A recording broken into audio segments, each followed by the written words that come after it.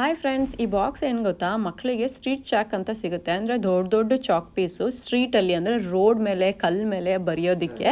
So ನನ್ನ ಮಗಳು ತುಂಬ ದಿನದಿಂದ ಹೇಳ್ತಾ ಇದ್ಲು ಆ ಥರ ನಾನು ಡ್ರಾ ಮಾಡಬೇಕು ಅಂತ. ಹಾಗಾಗಿ ಅವಳಿಗೆ ತೊಗೊಂಡು ಬಂದ್ವಿ.